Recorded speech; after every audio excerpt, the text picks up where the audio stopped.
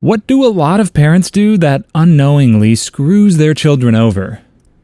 Story 1. Yelling at your child, never admitting you're wrong, having kids to repair a relationship, trying to force your kid to wear certain clothes or makeup, telling your kid not to be so sensitive, getting drunk every weekend and then pretending like you don't have a problem, screaming at your kid for several hours while drunk, forgetting about it completely, then buying an "I'm sorry" breakfast the next day, not going to marriage therapy when marriage is having problems, telling your 13-year-old kid about specifics of your mental health problems, comparing your kids to each other, idealizing one kid, scapegoating one kid, having totally different private and public personas, years later pretending you never said and did all those things to your kid that you did do, and then on the off chance they have proof of those things, gaslighting the frick out of them and telling them, "It was so long ago, just forget about it." I probably can think of more. Story 2. Not taking the time to explain themselves on certain topics. The whole "do as I say because I said so" or "because I had you" is not effective. Rules should always have valid rationales behind them, ones that you can explain fully. Your room must be clean. Building habits and routines makes life way easier, and keeping a clean house can help reduce the chance of injury from tripping or pests. Bedtime is 8. Sleep is very important for our health. If we don't get enough, we get cranky and won't function as well. Yada yada yada. Adjust for age. And you can build in safe phrases for times when your kids need to listen and follow directions without question. These are used like this. If I ever grab your arm and say, "Apples are oranges," you need to do as I say because it is a matter of your own safety. Once we are safe, I will explain. Story 3. My son once procrastinated until a major project was due the next day, and he hadn't even started it. I helped for a bit, then went to bed.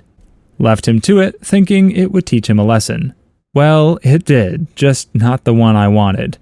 That little doo-doo head got an A, and then gloated about how great he was for getting it done last minute. Said the other kids were losers for wasting time. He was 9. I'm still mad at that teacher. The project was crap.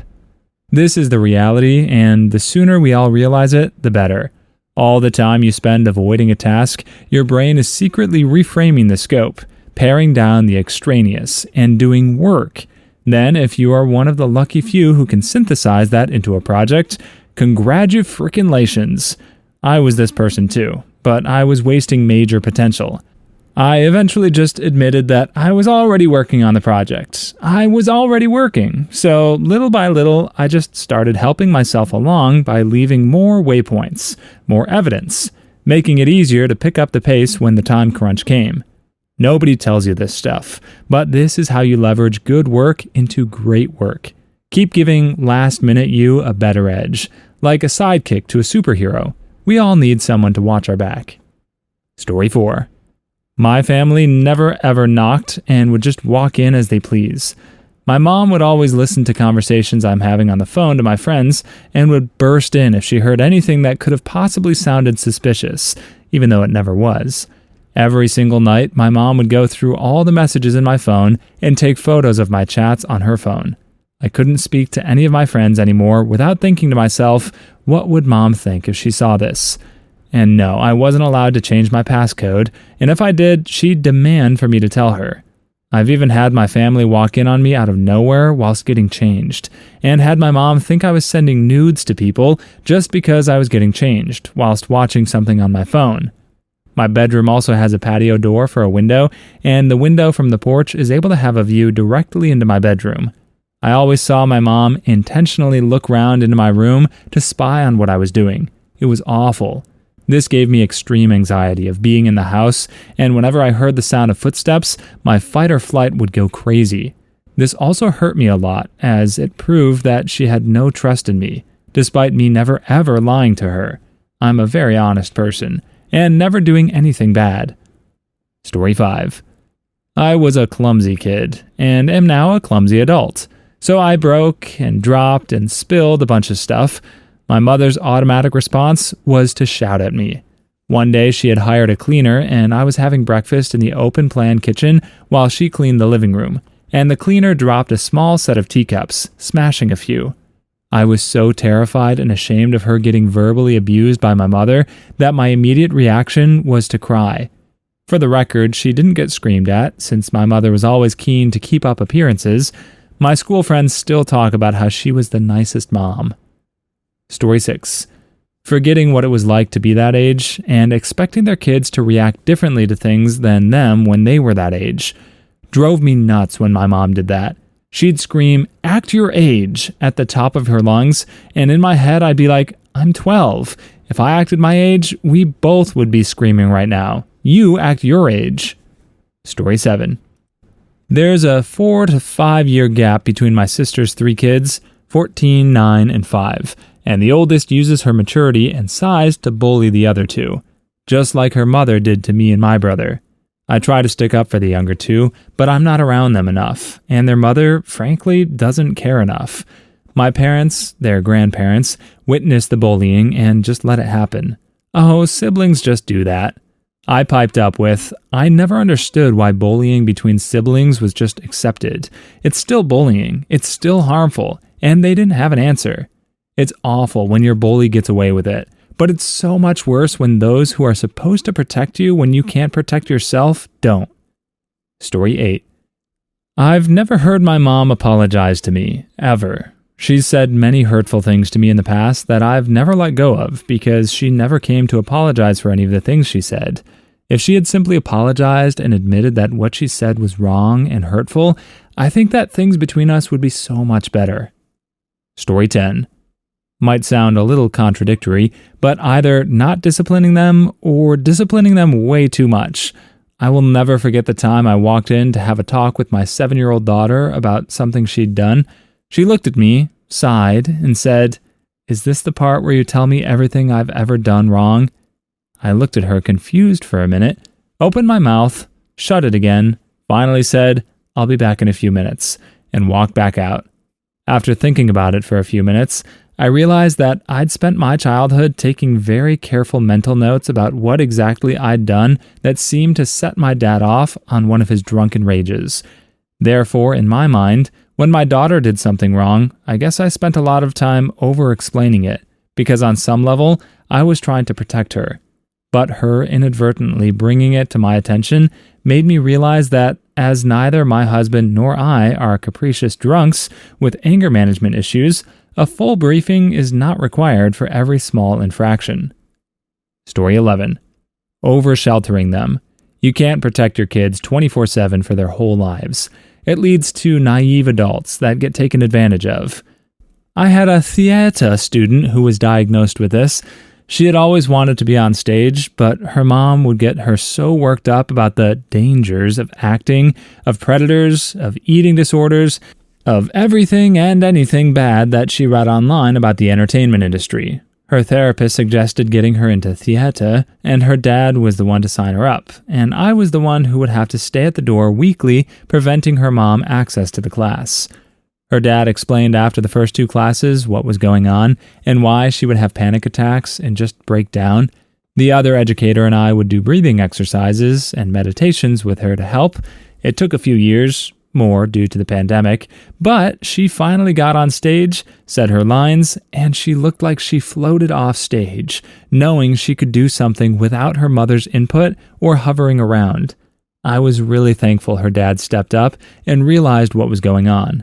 Divorce is hard on kids, but couple that with one helicopter parent, and it created a very stressful situation for this child.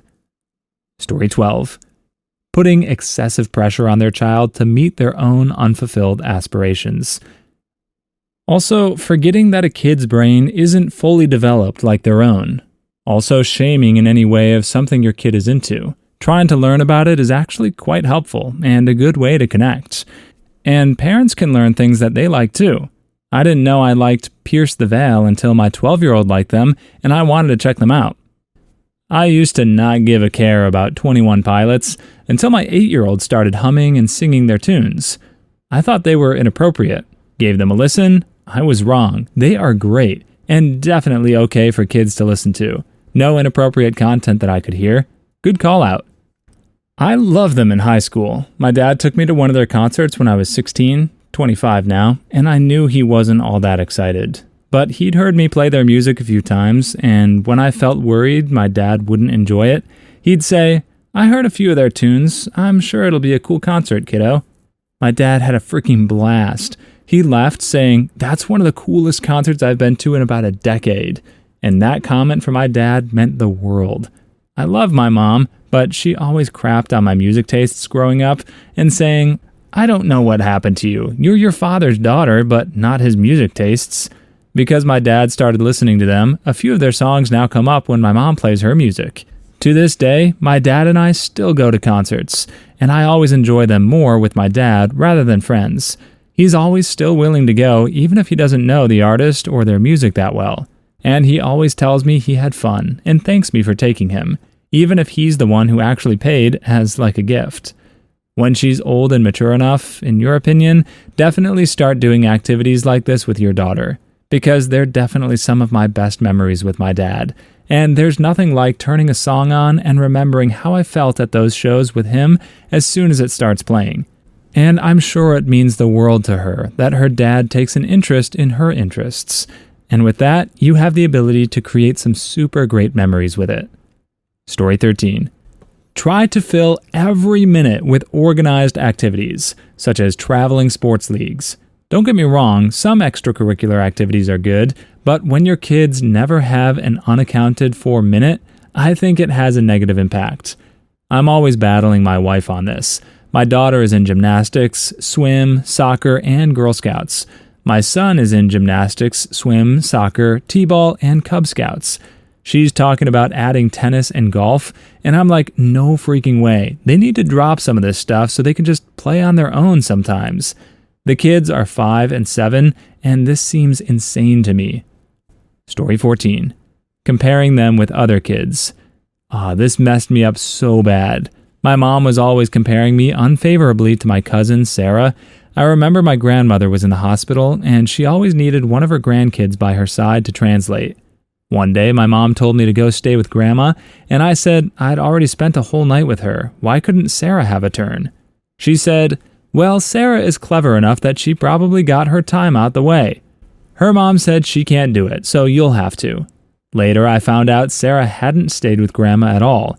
When I told my mom, she said, "Well, Sarah was clever enough to get out of it. You weren't. You have to be smarter." I wanted to smack her. Like, no matter what Sarah did and what I did, it was twisted as Sarah is the clever one. When I brought it up to my mom many years later, she said she just wanted me to feel competitive with Sarah. All she did was make me feel like doo-doo. Story 15. Not discussing money with them.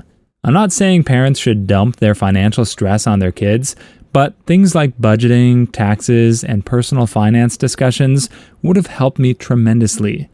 I heard a father talking to his small daughter, between 6 to 8 years old, about budgeting. We were in a bookstore and she wanted to buy a book. He told her that she could buy any book she wanted, but that she had to keep in mind how much money she was allowed during their vacation. He went through the math with her. He discussed possibilities of other purchases later on during their trip. He continuously reminded her that it was her money and she could use it however she liked, but to remember how much total money she had. He was so patient, gentle, and real with her. It was an awesome learning experience for me, especially since I have a baby. My mom always said that we didn't have enough money. She would hoard it in a sock and is just stingy all around. Definitely want to break that cycle with my child. Story 16. My mom did it like this. She paid for every single necessary thing. Food, school-related things, off-brand clothes and shoes, hygiene products, and the like. Family vacation and outings were on her too. Then she gave us our allowance the first of every month. For fun stuff, we had to use our allowance. Non-school related books, CDs, games, movie tickets, shopping for non-necessary clothes and shoes, outings with friends, etc. If we did not have enough for something, we had to save. If we blow through our allowance by the 5th of the month, she would not give us more money. We were penniless for the rest of the month. She would agree to give more if something was way more expensive than our allowance and it was time sensitive, concert tickets for example, but the amount would be deducted from the following month or months.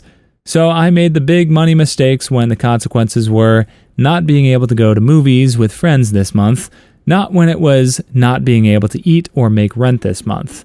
Not great, but not really that important in the end. Now, my mom was not a hard butt on this either. She would give us a book or a CD from artists we adored from time to time, would cover for the movies with friends once in a while, and treat us to a shopping trip maybe once or twice a year. But those were gifts, and never expected, and didn't happen every month, not even every quarter. It was a nice little surprise. Story 17. Not encouraging them to learn basic skills like cooking for fear it'll make a mess. I love my mom. She's my hero. She raised my brother and I as a single mother, working a night shift for most of our childhood. But the woman never taught me how to do a dang thing because she's a perfectionist and wants things done her way. And it's faster just to do it herself. She even cleaned our bedrooms. I wasn't about spoiling us. She just wanted everything the way she wanted to. I moved out of my home at 19 into my first apartment and realized I didn't know how to do much of anything in terms of keeping a home nice. I'm 37 now and still not particularly great at it, but that's on me at this point. My kids have chores now because of this. Story 18. Not letting them learn how to mourn. On a grander scale, there's this idea of not letting your children suffer.